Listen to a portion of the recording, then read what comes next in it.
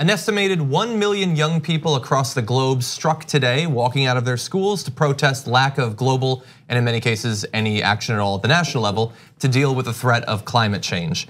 Let's put up this graphic so that you can see the sheer number of events. You can see a little bit of the outline of the countries there. So individual countries having from a dozen or more to literally hundreds of marches coordinated in over 1,000 cities around the world. And what's so amazing is that this is a student-led thing. Originally, one student led this effort. One student, a Swedish girl, protested outside of her parliament, and she wanted accountability for the lack of Swedish action on dealing with climate change, and that started to spread to other countries. That is Greta Thunberg. She started this, and now there are activists, young activists, all around the world taking this threat seriously, which gives me a ton of hope because we've seen in a very limited amount of time what groups like the Sunrise Movement have been able to do here in the US. The idea that things like that can be taking place around the world gives me a lot of hope, considering how little action we've had over the past few decades in dealing with climate change here in the US. Yeah, there's a bunch of quotes that I love in here. One of Thunberg's quote is, I don't want you to be hopeful. And you're like, whoa, really? Fascinating, that's an interesting start. She says, I don't want your hope, I don't want you to be hopeful, I want you to panic, I want you to feel the fear I feel every day, and then I want you to act. So part of why the kids are doing this is they're like, look, for the older people that are in power right now, easy for you not to act, but not only is this going to be irreversible in 12 years, which affects all of us, but it gets worse from there on out. And it gets worse every single year. And the point where it gets to be 2 to 4 degrees Celsius higher than it is today, which is catastrophic for the Earth, could be in their lifetimes. Yeah, I mean, it's so great to see this. It feels like it's building off the March for Our Lives and what the Parkland kids did. But it's also like, if you really step back and think about it, I mean, this kind of direct action, this old school organizing, marching, taking to the streets, is what we saw in the civil rights movement. And like we need this kind of activity to keep and sustain people's attention. And frankly, like this is one of the things I love about the Green New Deal, because we host a political podcast twice a week, and there would be months where we wouldn't talk about climate change because the conversation would be, it's melting, it's awful, we're terrified. And when you have the Green New Deal or you have kids doing this, it's something hopeful and exciting that gives people a way forward where they can get involved and do something in their own lives to make some change. So like, God bless these kids. These are the kids who are expressing their frustration at Dianne Feinstein, right? Like that's why that reaction was met with the criticism it was. So I hope they keep it up.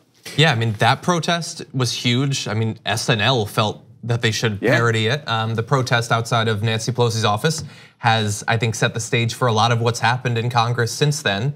I wanted to read one more quote from Greta because she does have a lot of good ones. So this is something that she had addressed to their parliament, saying, "You are not mature enough to tell it like it is. Even that burden you leave to us children." Damn! That's like a line that like Arya Stark would say. Yeah. I know, she's making a list. Yeah, she's really good. Okay, and by the way, this is the biggest and this is the most recent effort by generally kids or at least young people to deal with this. But there have been climate lawsuits for years now with kids saying, "How dare you mortgage my future by inaction now?"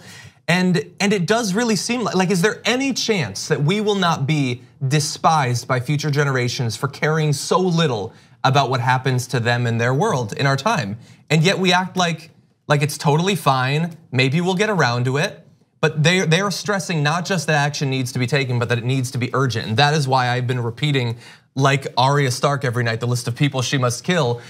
Climate delayers are the new climate deniers, which AOC said recently, which is, that is what is so frustrating about people is we have fought to get them to acknowledge climate science, and we've begrudgingly gotten a majority of the country to do that. But so many people take no step further than that. They say, "Oh, I guess it's happening."